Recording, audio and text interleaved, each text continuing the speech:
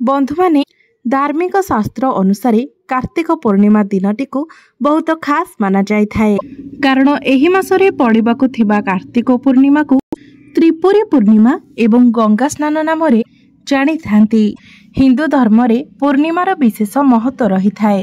कारण पुराण मान्यता अनुसार स्नान दान व्रत तप एवं मोक्षर पूर्णिमा बोली कहा जाय थाए। कार्तिक पूर्णिमा दिन जदि आपण ब्रह्म मुहूर्तर उठी कौनसी नदी बा पुष्करिणी रे स्नान करी उदित सूर्य को जल अर्पण करती ताहा सबुठार उत्तम फलदायी बोली माना जाय थाए। एही दिन दान करिबार विशेष महत्व रहिछि।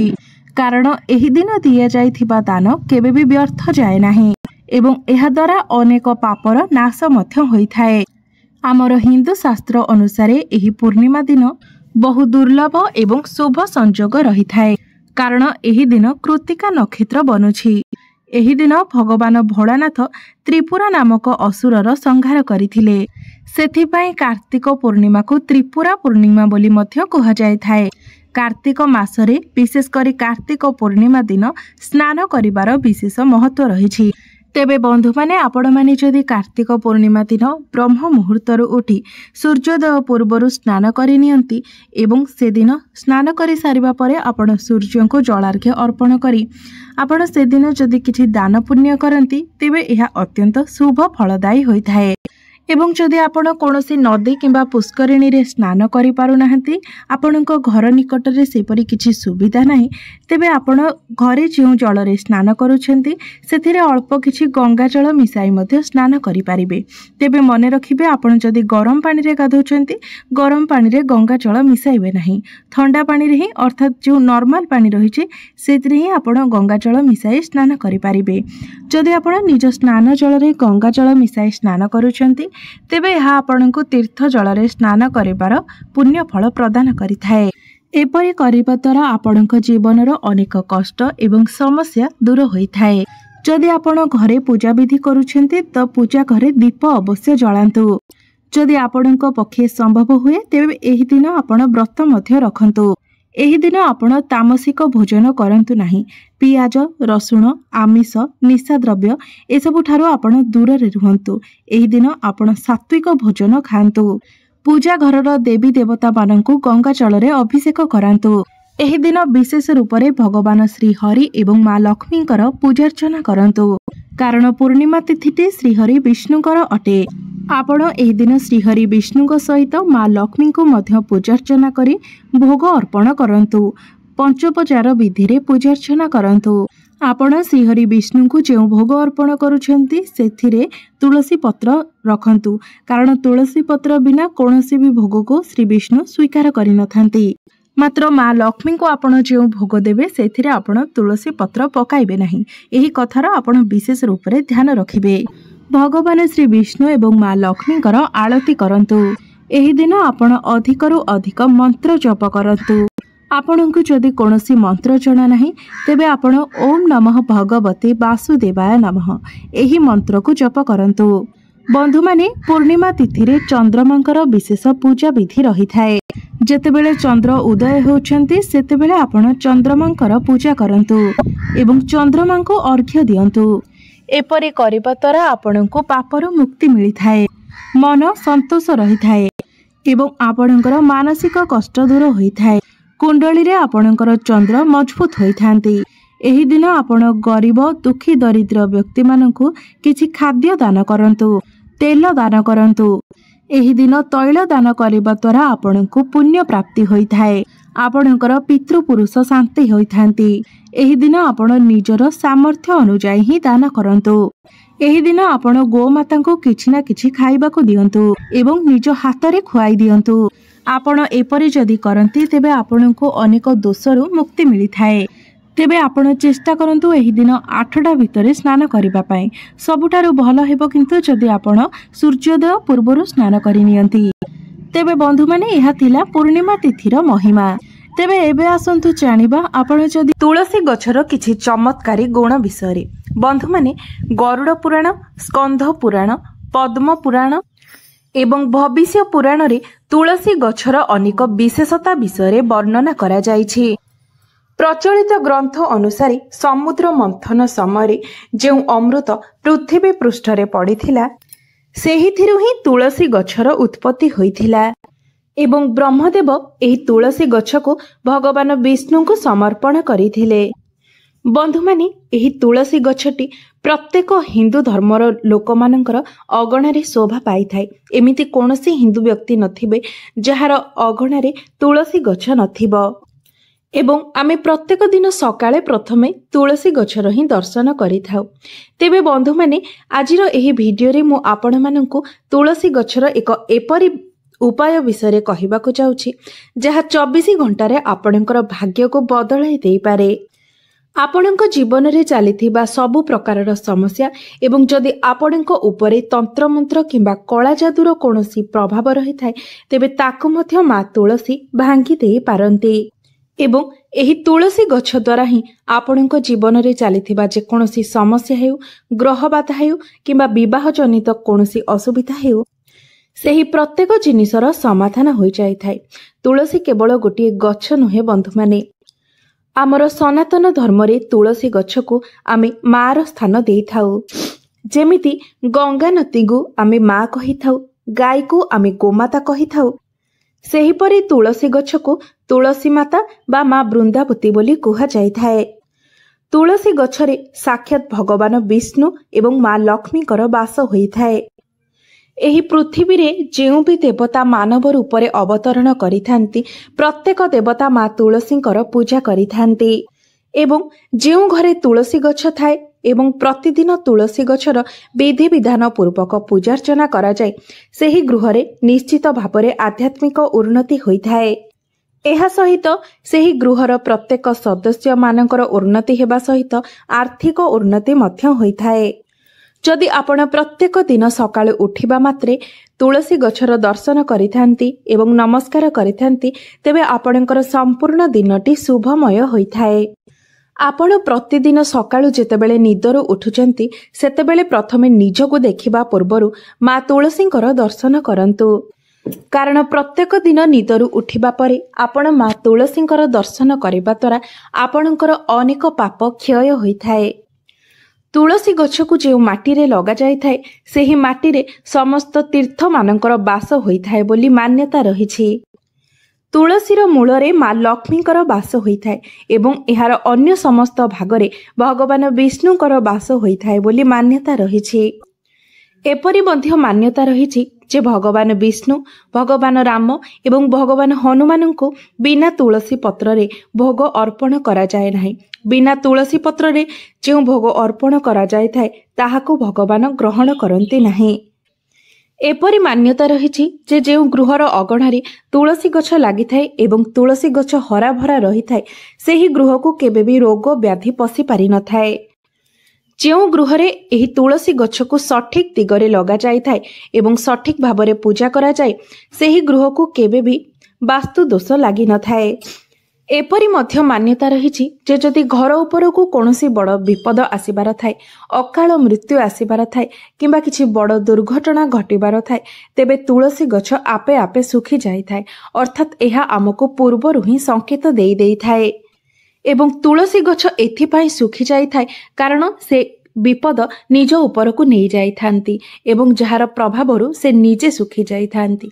जेपरि आमर मा पिला मानक उपर को विपद आसिले सेही विपद को निज उपर को नहीं जाई थांती सेहीपरि मा तुलसी मध्य आम उपर को विपद आसिले सेही विपद को निज उपर को नहीं जाई थांते।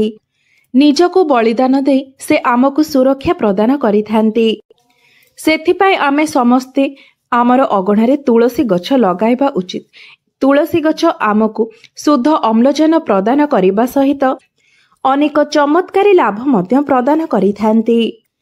तेबे आसंतु जानि नेबा तुलसी गछ सहित जड़ित किछि चमत्कारी उपाय विषय।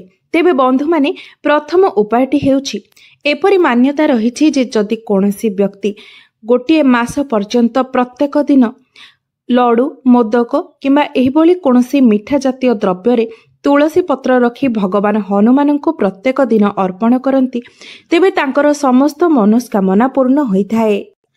तुलसीर मंजरी आम जीवन रे थिबा समस्त समस्या गुडी को तत्काल ही दूर करि देई थाए। ଅନେକ ବ୍ୟକ୍ତି କରଜ ବୋଝରେ ସର୍ବଦା ଚିନ୍ତିତ ରହିଥାନ୍ତି ଏବଂ ଅନେକ ବ୍ୟକ୍ତି ନିଜର ବିବାହକୁ ନେଇ ମଧ୍ୟ ଚିନ୍ତିତ ରହିଥାନ୍ତି। ତେବେ ଏପରି ପରିସ୍ଥିତିରେ ଆପଣଙ୍କ ଅଗଣାରେ ଲାଗିଥିବା ତୁଳସୀରେ ଯଦି ମଞ୍ଜରୀ ଆସେ ତେବେ ଆପଣଙ୍କ ଜୀବନରୁ ସେହି ସବୁ ସମସ୍ୟା ଗୁଡ଼ିକ ଦୂର ହୋଇଯାଇଥାଏ। ତେବେ ଯେଉଁ ବ୍ୟକ୍ତିଙ୍କ ଜୀବନରେ ଏହି ସବୁ ସମସ୍ୟା ଲାଗିଛି ଆପଣ ତାଙ୍କୁ କୁହନ୍ତୁ ଯେ ସେ ଗଛରୁ ତୁଳସୀ ମଞ୍ଜରୀ ଝାଡ଼ିବା ପାଇଁ। ତାପରେ ତୁଳସୀ ମୂଳରେ ଯେଉଁ ମାଟି ଅଛି ଏବଂ ଝଡ଼ି ପଡ଼ିଥିବା ପତ୍ର ଏବଂ ମଞ୍ଜରୀ, ତେବେ ସେଥିରୁ କିଛି ମାଟି, କିଛି ଶୁଖିଲା ପତ୍ର ଏବଂ କିଛି ମଞ୍ଜରୀ ଆପଣ ସ୍ନାନ କରୁଥିବା ଜଳରେ ମିଶାଇ ପ୍ରତ୍ୟେକ ଦିନ ସ୍ନାନ କରନ୍ତୁ। ଏପରି କରିବା ଦ୍ୱାରା ଜୀବନରେ ଚାଲିଥିବା ସମସ୍ତ ସମସ୍ୟା ଗୁଡ଼ିକର ସମାଧାନ ହୋଇଯାଇଥାଏ। ଏପରି କରିବା ଦ୍ୱାରା ଆପଣଙ୍କୁ ଜୀବନରେ ଉନ୍ନତି ପ୍ରାପ୍ତ ହୋଇଥାଏ। ଯଦି ଆପଣଙ୍କୁ ଏପରି ଲାଗୁଛି ଯେ ଆପଣ ଆରମ୍ଭ କରୁଥିବା କାର୍ଯ୍ୟ ସମ୍ପୂର୍ଣ୍ଣ ହୋଇପାରୁନାହିଁ କିମ୍ବା ପ୍ରତ୍ୟେକ କାର୍ଯ୍ୟରେ ସର୍ବଦା ବାଧାବିଘ୍ନ ଉତ୍ପନ୍ନ ହେଉଛି, ତେବେ ଏହିସବୁ ସମସ୍ୟାର ସମାଧାନ ପାଇଁ ଆପଣ ଏହି ଉପାୟଟିକୁ ନିଶ୍ଚୟ ପାଳନ କରନ୍ତୁ। ନିଜର ସ୍ନାନ କରୁଥିବା ଜଳରେ ଏହି 3ଟି ଜିନିଷକୁ ମିଶାଇ ଆପଣ ସ୍ନାନ କରିବା ଦ୍ୱାରା ଏହିସବୁ ସମସ୍ୟାର ନିଶ୍ଚିତ ଭାବରେ ସମାଧାନ ହୋଇଥାଏ। ଏମିତିକି ଯଦି ଆପଣ କେବଳ ତୁଳସୀ ମୂଳର ମାଟିକୁ ଜଳରେ ମିଶାଇ ସ୍ନାନ କରନ୍ତି ତେବେ ମଧ୍ୟ ଏହା ଆପଣଙ୍କୁ ଅନେକ ଲାଭ ପ୍ରଦାନ କରିଥାଏ। କାରଣ ଯେହେତୁ ତୁଳସୀ ମାଟିରେ ସମସ୍ତ ତୀର୍ଥମାନଙ୍କର ବାସ ବୋଲି ମାନାଯାଇଥାଏ, ତେଣୁ ଏହା ଅତ୍ୟନ୍ତ ପ୍ରଭାବଶାଳୀ ହୋଇଥାଏ। ବନ୍ଧୁମାନେ, ଆପଣମାନେ ଯଦି ପ୍ରତିଦିନ ନିଜ ମସ୍ତକରେ ତିଳକ ଲଗାଉଛନ୍ତି ତେବେ ସେହି ତିଳକରେ ଯଦି ଆପଣ ତୁଳସୀ ମୂଳର ମାଟି ମିଶାଇ ଲଗାନ୍ତି ତେବେ ଆପଣଙ୍କୁ ପ୍ରତ୍ୟେକ କାର୍ଯ୍ୟରେ ବିଜୟ ପ୍ରାପ୍ତି ହୋଇଥାଏ। ଏହାଦ୍ୱାରା ଆପଣଙ୍କର ସମ୍ମୋହନ ଶକ୍ତି ବୃଦ୍ଧି ହୋଇଥାଏ ଏବଂ ସମସ୍ତ ଲୋକମାନେ ଆପଣଙ୍କ ଆଡ଼କୁ ଖୁବ୍ ଶୀଘ୍ର ଆକର୍ଷିତ ହୋଇଥାନ୍ତି, ଯାହା ପାଇଁ କି ଆପଣ ପ୍ରତ୍ୟେକ ଜାଗାରେ ପ୍ରଶଂସିତ ଏବଂ ସମ୍ମାନିତ ମଧ୍ୟ ହୋଇଥାନ୍ତି। ଏବଂ ଏହି ତିଳକ ଲଗାଇବା ଦ୍ୱାରା ଆପଣଙ୍କର ଦୁର୍ଭାଗ୍ୟ ସୌଭାଗ୍ୟରେ ପରିଣତ ହୋଇଥାଏ। ଏବଂ ଯଦି ଆପଣ ପ୍ରତ୍ୟେକ ଦିନ ତୁଳସୀ ପତ୍ରର ସେବନ କରନ୍ତି ତେବେ କାଶ, ଥଣ୍ଡା, ଜ୍ୱର ଭଳି ସମସ୍ୟା ଆପଣଙ୍କ ନିକଟକୁ ଆସିନଥାଏ। ମାତ୍ର ଏହି ଲାଭଟି ଆପଣଙ୍କୁ ସେତେବେଳେ ପ୍ରାପ୍ତ ହେବ ଯେତେବେଳେ ଆପଣ ପ୍ରତ୍ୟେକ ଦିନ ଏହି ଉପାୟଟିକୁ ପାଳନ କରିବେ। ଅର୍ଥାତ୍ କୌଣସି ନିର୍ଦ୍ଦିଷ୍ଟ ସମୟ କିମ୍ବା ମାସ କିମ୍ବା ଦିନ ପାଇଁ ନୁହେଁ, ଆପଣ ଜୀବନ ସାରା ପ୍ରତିଦିନ ଯଦି ତୁଳସୀ ପତ୍ରର ସେବନ କରନ୍ତି ତେବେ ହିଁ ଆପଣଙ୍କୁ ଏହାର ଲାଭ ପ୍ରାପ୍ତ ହୋଇଥାଏ। ଆପଣମାନେ ଜାଣନ୍ତି ଯେତେବେଳେ ଋତୁ ପରିବର୍ତ୍ତନ ହୋଇଥାଏ ସେତେବେଳେ ଆମକୁ ଥଣ୍ଡା, କାଶ, ଜ୍ୱର ଏହିଭଳି ସମସ୍ୟାର ସମ୍ମୁଖୀନ ହେବାକୁ ପଡ଼ିଥାଏ। ତେବେ ଆପଣ ଯଦି ପ୍ରତ୍ୟେକ ଦିନ ତୁଳସୀ ପତ୍ରର ସେବନ କରୁଥାନ୍ତି ତେବେ ଆପଣଙ୍କ ନିକଟକୁ ଏହିସବୁ ସମସ୍ୟା ଗୁଡ଼ିକ ଆସିନଥାଏ। ମାତ୍ର ଏହି କଥାର ଆପଣ ସର୍ବଦା ଧ୍ୟାନ ରଖିବେ ଯେ ରବିବାର ଦିନ କେବେ ବି ଆପଣ ତୁଳସୀ ପତ୍ର ତୋଳିବେ ନାହିଁ। ଆପଣ ରବିବାର ଦିନ ବ୍ୟବହାର କରୁଥିବା ପତ୍ରକୁ ତାର ପୂର୍ବ ଦିନ ଅର୍ଥାତ୍ ଶନିବାର ଦିନଠାରୁ ହିଁ ତୋଳିଦେବେ, କାରଣ ରବିବାର ଦିନ ତୁଳସୀ ପତ୍ର ତୋଳିବା ଅନୁଚିତ ହୋଇଥାଏ। ଶାସ୍ତ୍ର ମତରେ ଏହା ଅନୁଚିତ ବୋଲି ମାନାଯାଇଥାଏ। ଏହା ସହିତ ପ୍ରତ୍ୟେକ ମାସର ଅମାବାସ୍ୟା ଏବଂ ଏକାଦଶୀ ତିଥିରେ ମଧ୍ୟ ତୁଳସୀ ପତ୍ର ତୋଳିବା ଅନୁଚିତ ବୋଲି ଶାସ୍ତ୍ରରେ ମାନ୍ୟତା ରହିଛି। ଏବଂ ସ୍ନାନ ନକରି ଯେଉଁ ମନୁଷ୍ୟ ତୁଳସୀ ଗଛରେ ଜଳ ଅର୍ପଣ କରିଥାଏ କିମ୍ବା ତୁଳସୀ ଗଛର ପୂଜା କରିଥାଏ ସେହି ମନୁଷ୍ୟକୁ ପାପର ଭାଗୀ ହେବାକୁ ପଡ଼ିଥାଏ। ଏହାକୁ ଏକ ବହୁତ ବଡ଼ ଅପରାଧ ବୋଲି ମଧ୍ୟ ମାନାଯାଇଥାଏ। ଏହି ପୂଜାକୁ ମା ତୁଳସୀ କେବେ ବି ସ୍ୱୀକାର କରିନଥାନ୍ତି। ବନ୍ଧୁମାନେ, ଆଉ ଗୋଟିଏ ଉପାୟ ହେଉଛି ଯଦି ଆପଣ କୌଣସି ନିର୍ଦ୍ଦିଷ୍ଟ ସମୟ ପର୍ଯ୍ୟନ୍ତ ଏବଂ ନିର୍ଦ୍ଦିଷ୍ଟ ସଂଖ୍ୟାରେ ପତ୍ର ସେବନ କରନ୍ତି, ଅର୍ଥାତ୍ ଆପଣ ଯଦି 3 ମାସ ପର୍ଯ୍ୟନ୍ତ ପ୍ରତ୍ୟେକ ଦିନ 4ଟି ଲେଖାଏଁ ତୁଳସୀ ପତ୍ର ଖାଉଛନ୍ତି ତେବେ ପ୍ରତ୍ୟେକ ଦିନ 4ଟି ଲେଖାଏଁ ହିଁ ତୁଳସୀ ପତ୍ର ଖାଇବେ। ଯଦି 5ଟି ଖାଉଛନ୍ତି ତେବେ 5ଟି ଲେଖାଏଁ ଖାଇବେ। ଏପରି ଆପଣ ନିର୍ଦ୍ଦିଷ୍ଟ ଦିନ ଯାଏ ଅର୍ଥାତ୍ ମାସେ ହେଉ କିମ୍ବା 2 ମାସ ହେଉ କିମ୍ବା 3 ମାସ ପର୍ଯ୍ୟନ୍ତ ଏହିଭଳି ପତ୍ରର ସେବନ କରନ୍ତି ଏବଂ ସେହିଦିନ ପର୍ଯ୍ୟନ୍ତ ଆପଣ ସମ୍ପୂର୍ଣ୍ଣ ବ୍ରହ୍ମଚର୍ଯ୍ୟ ବ୍ରତର ପାଳନ କରନ୍ତି ଏବଂ ସାତ୍ୱିକ ଭୋଜନ ଆହରଣ କରନ୍ତି, ତେବେ ଆପଣଙ୍କୁ ଅଷ୍ଟସିଦ୍ଧିର ପ୍ରାପ୍ତ ହୋଇଥାଏ। ଆପଣମାନେ ଜାଣନ୍ତି ଭଗବାନ ହନୁମାନ ଯେକୌଣସି ଜାଗାକୁ ଚାହିଁବେ ସେ ପ୍ରତ୍ୟେକ ଜାଗାକୁ ଯାଇପାରନ୍ତି ଏବଂ ଏପରିକି ଦ୍ରୋଣଗିରି ପର୍ବତକୁ ମଧ୍ୟ ସେ ନିଜ ହାତରେ ଟେକିଥିଲେ। ଏସବୁ କିଛି ତାଙ୍କୁ ଅଷ୍ଟସିଦ୍ଧି ଯୋଗୁଁ ହିଁ ପ୍ରାପ୍ତ ହୋଇଥିଲା ଏବଂ ଅଷ୍ଟସିଦ୍ଧି କାରଣରୁ ହିଁ ଏହି ସବୁ ତାଙ୍କ ପାଇଁ ସମ୍ଭବ ହୋଇଥିଲା। ଏହି ସଂସାରରେ ଏମିତି ଅନେକ ପୁଣ୍ୟାତ୍ମା ରହିଛନ୍ତି ଯେଉଁମାନଙ୍କୁ ଏହି ଅଷ୍ଟସିଦ୍ଧିର ପ୍ରାପ୍ତି ହୋଇଛି। ତେବେ ଆପଣ ଯଦି ନିର୍ଦ୍ଧାରିତ ସଂଖ୍ୟାରେ ପ୍ରତ୍ୟେକ ଦିନ ତୁଳସୀ ପତ୍ରର ସେବନ କରନ୍ତି ତେବେ ଆପଣଙ୍କୁ ମଧ୍ୟ ସିଦ୍ଧି ପ୍ରାପ୍ତି ହୋଇଥାଏ। ବନ୍ଧୁମାନେ, କିଛି ଏପରି ବ୍ୟକ୍ତି ଥାନ୍ତି ଯେଉଁମାନଙ୍କ ଉପରେ ସର୍ବଦା ଭୂତ ପ୍ରେତ କିମ୍ବା କୌଣସି ନକାରାତ୍ମକ ଶକ୍ତିର ପ୍ରଭାବ ରହିଥାଏ ଏବଂ ଏପରି କିଛି ବ୍ୟକ୍ତି ଥାନ୍ତି ଯେଉଁମାନଙ୍କ ନଜର ମଧ୍ୟ ଖରାପ ହୋଇଥାଏ।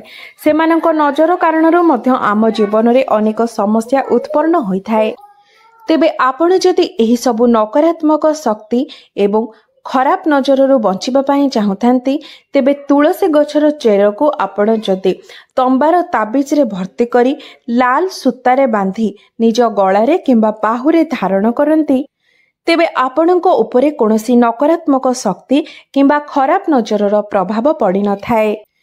ବନ୍ଧୁମାନେ, ଯଦି ଆପଣଙ୍କୁ ଆପଣଙ୍କର ଭାଗ୍ୟ ସାଥ ଦେଉନାହିଁ, ସର୍ବଦା ପ୍ରତ୍ୟେକ କାର୍ଯ୍ୟରେ ଆପଣଙ୍କୁ ଅସୁବିଧାର ସାମ୍ନା କରିବାକୁ ପଡ଼ୁଛି ଏବଂ ପ୍ରତ୍ୟେକ କାର୍ଯ୍ୟରେ ଆପଣଙ୍କୁ ବିଫଳ ହେବାକୁ ପଡ଼ୁଛି ଏବଂ ପ୍ରତ୍ୟେକ କ୍ଷେତ୍ରରେ ନିରାଶା ଲାଗି ରହୁଛି, ଏମିତିକି ଆପଣଙ୍କର ନିଜ ପରିବାରର ଲୋକମାନେ ମଧ୍ୟ ଆପଣଙ୍କ ଠାରୁ ଦୂରେଇ ଯାଉଛନ୍ତି, ଶତ୍ରୁ ଭଳି ବ୍ୟବହାର କରୁଛନ୍ତି, ତେବେ ଆପଣ ତୁଳସୀ ପତ୍ରର ମାଳା ବନାଇ 21 ଦିନ ପର୍ଯ୍ୟନ୍ତ ପ୍ରଭୁ ହନୁମାନଙ୍କର ଫଟୋ କିମ୍ବା ମୂର୍ତ୍ତିରେ ଏବଂ ପ୍ରଭୁ ଶ୍ରୀରାମଙ୍କର ଫଟୋ କିମ୍ବା ମୂର୍ତ୍ତିରେ ଆପଣ 21 ଦିନ ପର୍ଯ୍ୟନ୍ତ ଏହି ତୁଳସୀ ପତ୍ରର ମାଳା ଅର୍ପଣ କରନ୍ତୁ।